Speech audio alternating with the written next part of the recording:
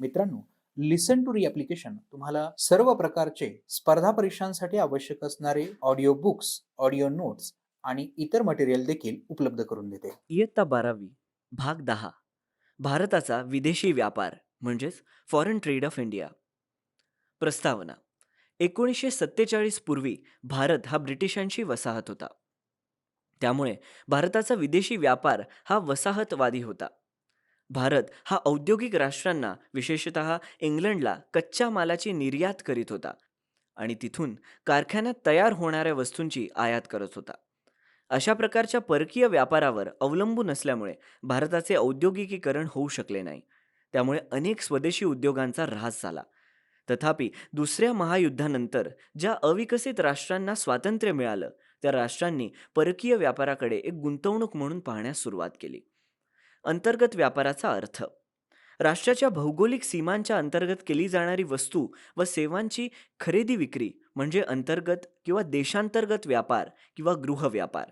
उदाहरण, महाराष्ट्र राज्यात उत्पादित होणाऱ्या वस्तूंची विक्री पश्चिम बंगाल, उत्तर प्रदेश, तामिळनाडू इत्यादी या वेगवेगळ्या राज्यात केली जात असेल तर अशा व्यापाराला अंतर्गत व्यापार म्हटलं जातं. विदेशी व्यापाराचा अर्थ. विदेशी व्यापार म्हणजे जगातील विविध देशात केला जाणारा व्यापार. याला आंतरराष्ट्रीय किंवा बाह्य व्यापार असंही म्हणतात. व्याख्या. प्राध्यापक मॅक्स वॉसरमन आणि हल्टमन यांच्या मते विविध देशातील रहिवाशांमध्ये चालणाऱ्या व्यवहारांचा समावेश आंतरराष्ट्रीय व्यापारामध्ये होतो. विदेशी व्यापाराचे प्रकार. विदेशी व्यापाराचे खालीलप्रमाणे 3 प्रकार पडतात. 1. आयात व्यापार, 2. निर्यात व्यापार आणि 3. पुनर्निर्यात व्यापार. 1. आयात व्यापार. एका देशाने दुसऱ्या देशाकडून केलेली वस्तू व सेवांची खरेदी म्हणजे आयात व्यापार किंवा स्वदेशाकडून परदेशातील वस्तू व सेवांचा केला गेलेला अंतःप्रवाह म्हणजे आयात व्यापार. उदाहरण, Bharat Iraq, Kuwait, Saudi Arabia या देशातून पेट्रोलियमची आयात करतो. 2. निर्यात व्यापार. एका देशाने दुसऱ्या देशाला केलेली वस्तू व सेवांची विक्री म्हणजे निर्यात व्यापार किंवा एका देशातून दुसऱ्या देशात केला जाणारा वस्तूंचा बहिर्प्रवाह. उदाहरण, भारत चीन, हाँगकाँग, सिंगापूर इत्यादी देशांना चहा, तांदूळ, ताग यासारख्या वस्तूंची निर्यात करतो. 3. पुनर्निर्यात व्यापार. वस्तूंची आयात करून त्यावर प्रक्रिया करून जेव्हा ती निर्यात केली जाते तेव्हा त्यास पुनर्निर्यात व्यापार म्हणतात. उदाहरण, जपानकडून रेडिओ, धुलाई यंत्र, दूरदर्शन यांच्यासारख्या इलेक्ट्रॉनिक वस्तू तयार करण्यासाठी लागणाऱ्या कच्च्या मालाची आयात इंग्लंड, जर्मनी, फ्रान्स इत्यादी देशातून केली जाते आणि त्यावर प्रक्रिया करून जगातील विविध देशांना हे विकले जातात. विदेशी व्यापाराची भूमिका. व्यापार हा आर्थिक वृद्धीची गुरुकिल्ली आहे, कारण देशाच्या आर्थिक विकासात तो महत्त्वाची भूमिका बजावतो. विकसित राष्ट्रात आंतरराष्ट्रीय व्यापाराचा स्थूल देशांतर्गत उत्पादनात महत्त्वपूर्ण वाटा असतो. विदेशी व्यापाराच्या भूमिकेचे समर्थन खालीलप्रमाणे करता येते. 1. परकीय चलन प्राप्ती. विदेशी व्यापारामुळे परकीय चलन प्राप्त होते. त्याचा वापर विविध उत्पादक कार्यांसाठी करता येतो.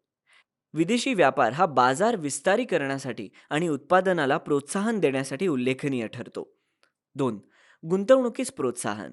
विदेशी व्यापार देशांतर्गत बाजारपेठेच्या पलीकडे जाण्याची उत्पादकांना संधी उपलब्ध करून देतो. त्यांना निर्यातीसाठी अधिक उत्पादन करण्याचे प्रोत्साहन मिळते. यामुळे देशातील एकूण गुंतवणुकीत वाढ होते. 3.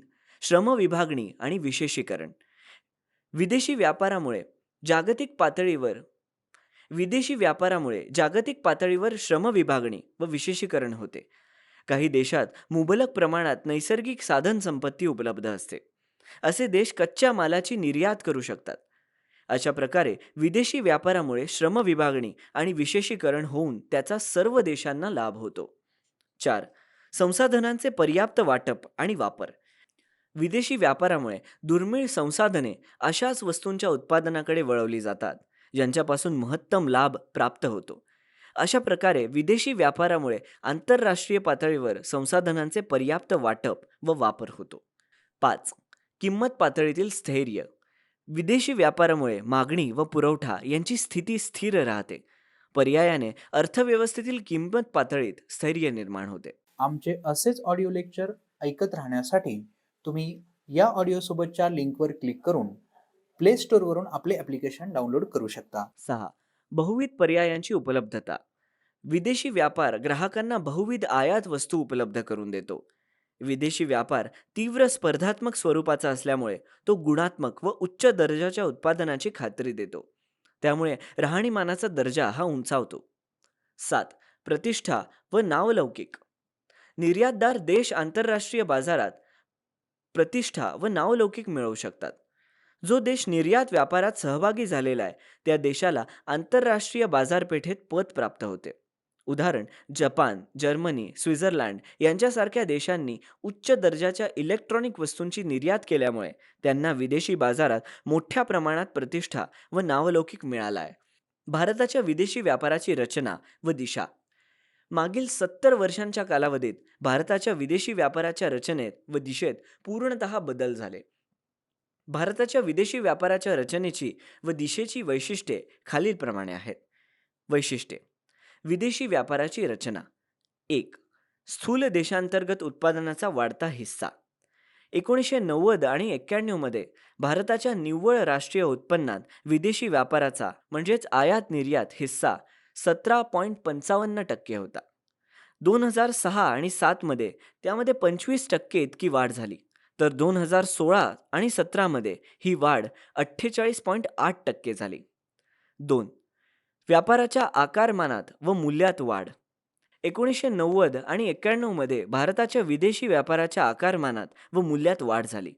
भारत आता मोठ्या प्रमाणात अधिक मूल्य व आकारमान असलेल्या वस्तू व सेवांची निर्यात व आयात करतो. 3. निर्यातीच्या रचनेत बदल. स्वातंत्र्यप्राप्तीपासून भारताच्या निर्यातीच्या रचनेतही बदल झाला. स्वातंत्र्यपूर्वी भारत प्राथमिक उत्पादने उदाहरणार्थ ताग, कापूस, चहा, तेलबिया, चामडे, अन्नधान्य, काजू बिया, खनिज उत्पादने निर्यात करत होता.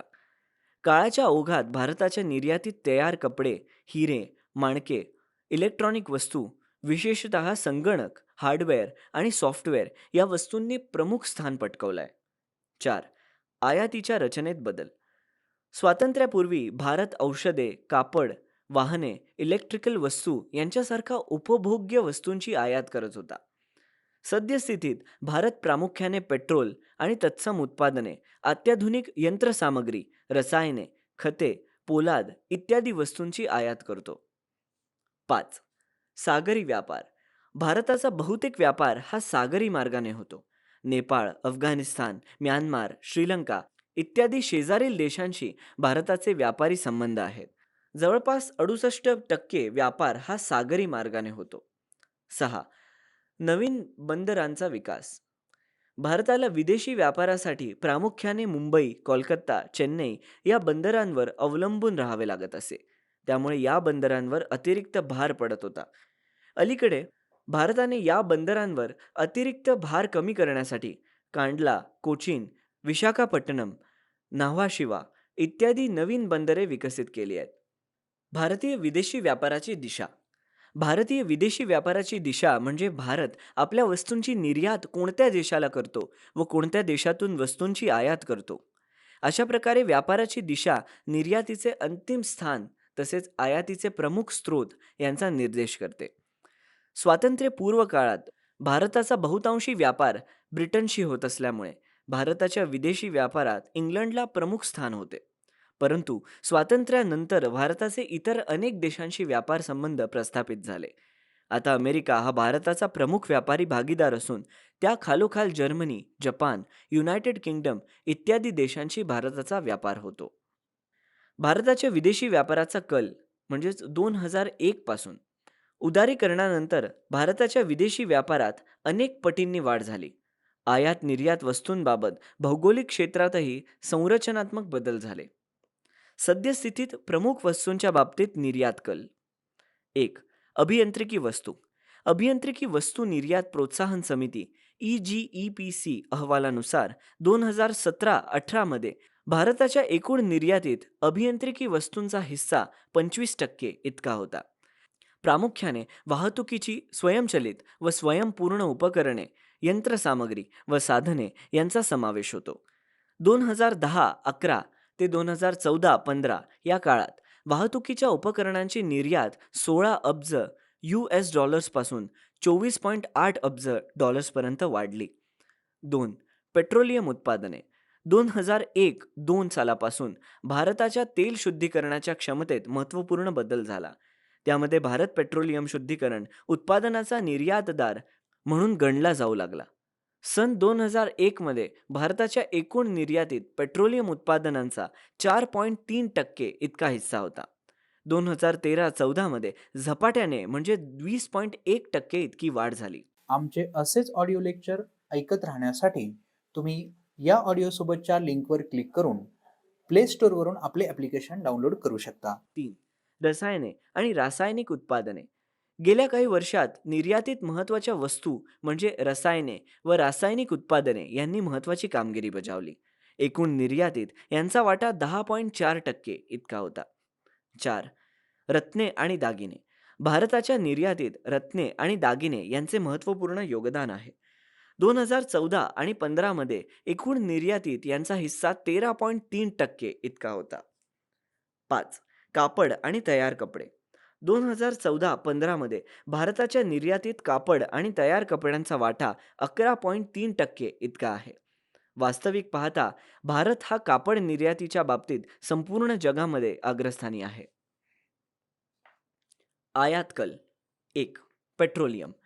आर्थिक सुधारणांपूर्वी व नंतरही भारताच्या आयात व्यापारात पेट्रोलियम हा घटक महत्त्वाचा राहिला आहे.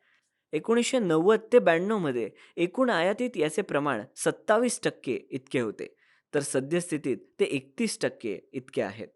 2. सोने. पेट्रोलियम नंतर आयात केली जाणारी दुसऱ्या क्रमांकावरील वस्तू म्हणजे सोने. 2013-14 मध्ये सोन्याच्या आयातीत लक्षणीय घट झाली. सोन्याची आयात 2010-11 मधील 53.3 अब्ज डॉलरवरून 2013-14 मध्ये 27.5 अब्ज डॉलर्सपर्यंत घटली. परंतु मुख्यत्वे करून आंतरराष्ट्रीय पातळीवर सोन्याच्या किमतीत घट झाल्यामुळे आणि सरकारच्या विविध धोरणांमुळे व सरकारच्या सोने आयातीवरील कडक निर्बंधामुळे ही घट झाली. 3. खते. 1990-91 मध्ये भारताच्या आयातीत खतांचा हिस्सा 4.1% इतका होता. 2016-17 मध्ये त्याचे प्रमाण 1.3% घटले. 4. लोह व पोलाद. यावरील आयात खर्चाचे प्रमाण 4.9% वरून 2.1% घटले. व्यवहार तोल संकल्पना. एका वर्षाच्या कालावधीत देशाच्या सर्व आंतरराष्ट्रीय आर्थिक व्यवहारांची पद्धतशीरपणे केलेली नोंदणी म्हणजे व्यवहार तोल. 1. प्राध्यापक एल्सवर्थ यांच्याप्रमाणे एका देशातील रहिवासी व जगातील उर्वरित रहिवासी यांच्यात केल्या गेलेल्या सर्व देण्याघेण्याचे लिखित विवरण म्हणजे व्यवहार तोल. 2. प्राध्यापक वॉल्टर क्रॉज म्हणतात, एखाद्या विशिष्ट कालावधीत सामान्यतः 1 वर्षात एखाद्या देशातील नागरिकांच्या व जगातील उर्वरित नागरिकांच्या दरम्यान करण्यात आलेल्या संपूर्ण आर्थिक देण्याघेण्याचे व्यवस्थित विवरण म्हणजे व्यवहार तोल. वरील व्याख्यांवरून स्पष्ट होतं की 1 वर्षाच्या कालावधीत वेगवेगळ्या देशातील नागरिक, व्यापारी, उद्योग संस्था, सरकार यांच्यात वस्तू व सेवांची जी देवाणघेवाण केली जाते त्यांच्या मूल्यांचा समावेश व्यवहार तोलात केला जातो. व्यापार तोल संकल्पना. विशिष्ट कालावधीतील देशाच्या आयात व निर्यात मूल्यातील फरक म्हणजे व्यापार तोल. व्यापार तोलाला आंतरराष्ट्रीय व्यापार तोल असंही म्हणतात. प्राध्यापक बेंथम यांच्या मते एखाद्या विशिष्ट काळातील एखाद्या देशाच्या दृश्य व अदृश्य वस्तूंचे निर्यात मूल्य आणि आयात मूल्यांच्या संबंधांना व्यापार तोल असं म्हणतात. प्राध्यापक सॅम्युएल्सन यांच्या मते जर व्यापार केला जाणाऱ्या वस्तूंचे निर्यात मूल्य आयात मूल्यापेक्षा जास्त असेल तर त्याला अनुकूल व्यापार तोल असं म्हणतात. जर आयात मूल्य निर्यात मूल्यापेक्षा जास्त असेल तर त्याला प्रतिकूल व्यवहार तोल म्हणतात. वरील व्याख्यांवरून स्पष्ट होतं की व्यापार तोलाचा संबंध दृश्य व अदृश्य वस्तूंच्या आयात निर्यात मूल्यांशी येतो. लिसन टू ॲप्लिकेशन तुम्हाला सर्व स्पर्धा परीक्षांसाठी आवश्यक असणारी ऑडिओ नोट्स, ऑडिओ बुक्स आणि इतर मटेरियल देखील उपलब्ध करून देते. चला तर मित्रांनो, भेटूयात पुढच्या लेक्चरमध्ये. तोपर्यंत धन्यवाद.